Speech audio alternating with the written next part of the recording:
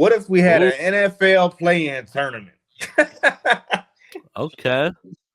What I'm if I saw interested. this the other day? I was like, what if we have an NFL play-in tournament? And the So Bears then, still wouldn't have made it. It would have the been winner just becomes the 7 seed, right? Correct. In the end, the winner just becomes a 7. Okay. It works just the same as the NBA from what I'm putting 7 and together. 8 seed, 9 and 10 Colts and Dolphins for the AFC. I can tell you one thing: the quality in the NFC drops off pretty heavily from 7 to 8.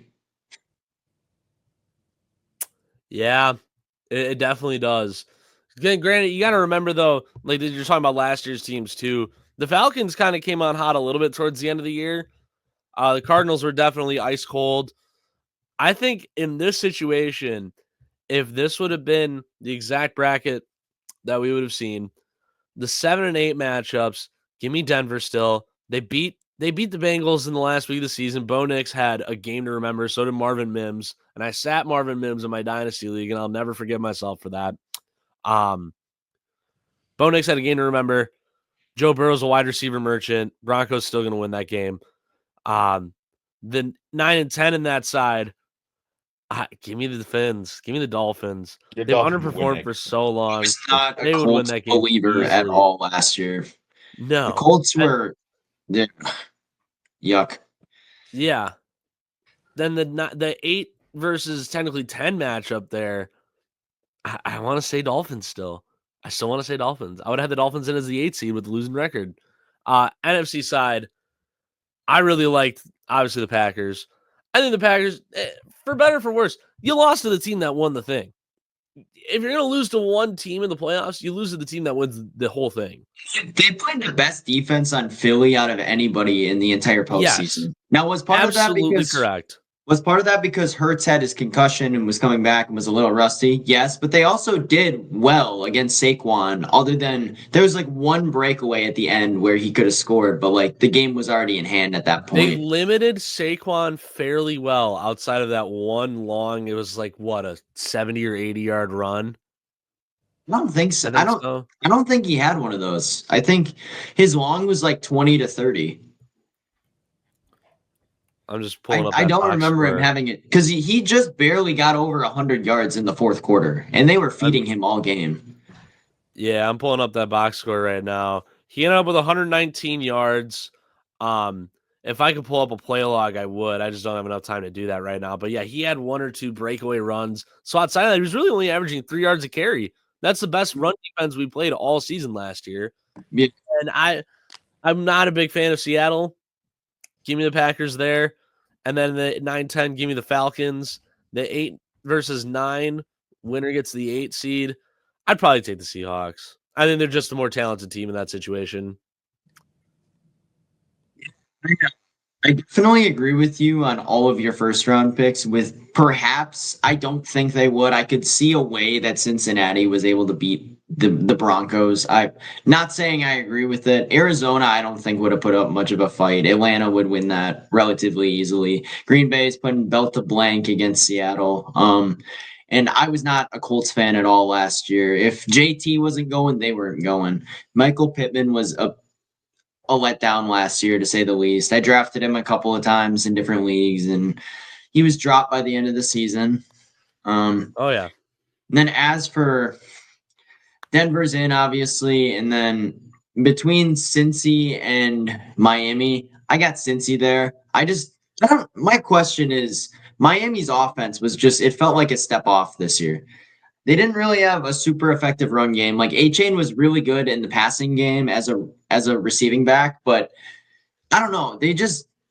Mostert was injured most of the year. They didn't really have a running game. If Cincy was just able to limit their pass game, and Miami's defense wasn't overwhelmingly great either, I feel like they would have been able to get past them. They would have obviously had to put up like 35 points, but they could have done it for sure. And then I think Seattle beats Atlanta. It's just rookie quarterback versus veteran, pretty much. Geno Smith would have been able to hold off Michael Penix, I think, in that matchup. Yeah, that's pretty interesting to say, actually. That's actually pretty interesting to see. Like, that would be almost like Would they play a 17 game schedule though? No, you'd have to cut it No, down. you have to cut You'd it have back to to. 16. I Probably think 16. Yep. I think what you do in that situation is if you are playing teams, you always leave the last 2 weeks 17 and 18, let's say, as to be determined on the schedule. The NFL will get a better picture of who's going to play who in the last 2 weeks based on what's going on playing wise, the 7 through 10s. Then your TBDs are filled in. If you're the 7 and the 10 or the 7 and the 8 seed in the NFC, you play each other. 9 and 10 plays each other.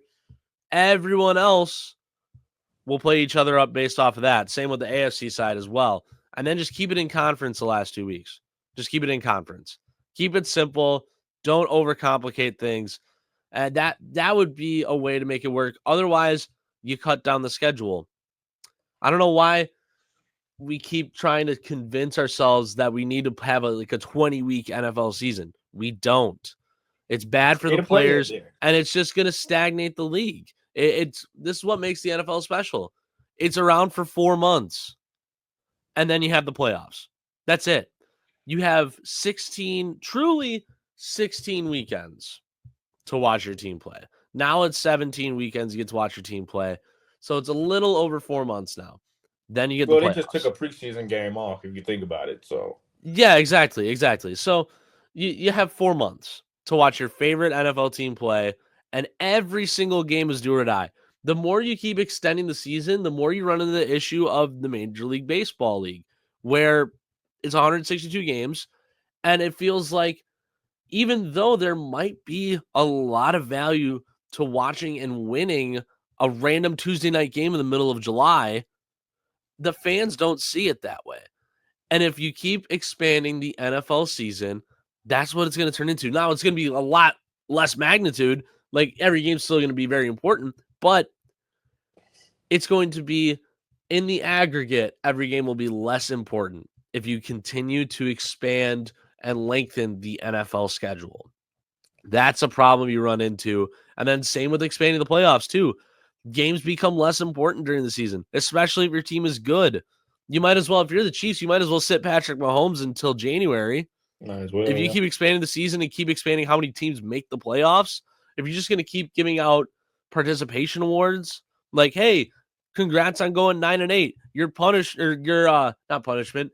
Your reward is you get to face the 14-3 Buffalo Bills in Buffalo. And there's a foot of snow on the ground, negative 15 degrees, 40-mile-an-hour winds. Good luck, and thanks for playing this season. No, that game's not even important. Buffalo's going to beat you by 50, right? Like that, you keep expanding upon the playoffs. Every game just gets less and less important, and then you start to see viewership decline, and it's just a spiral out of control, all because of corporate greed. The sponsors want more games. The NFL itself, the players don't really want more games. And if they do get more games, they've already said, fine, but we need another bye week, right? That's what I was going to ask. They at least get that. But the sponsors are the ones that want more games. They want more revenue. They want more ad revenue. The NFL wants more money from the sponsors too, that they're getting paid to put across games and around like the baselines of the field and around the scoreboards and all that jazz, right? That's what's going on here, and it's going to ruin the sport. We're seeing it happen with basketball right now, putting sponsors everywhere, and the sport is starting to die.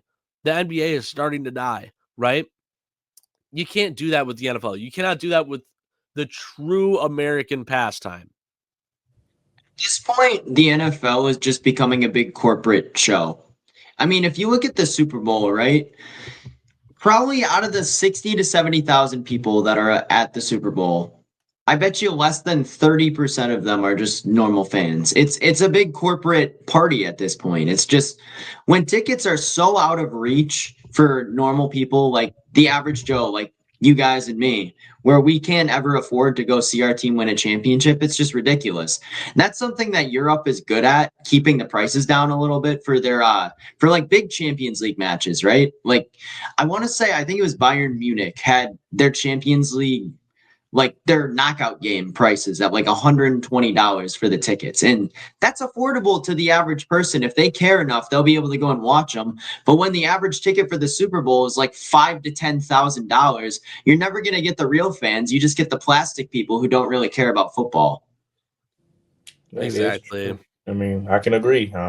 You still saw the Bears one in there as well. So, um, uh, even with Caleb Williams. So we're gonna leave that there, and then we'll get back into that. We can always talk about that any day of the week, actually, because I actually like that playing tournament situation to actually talk about.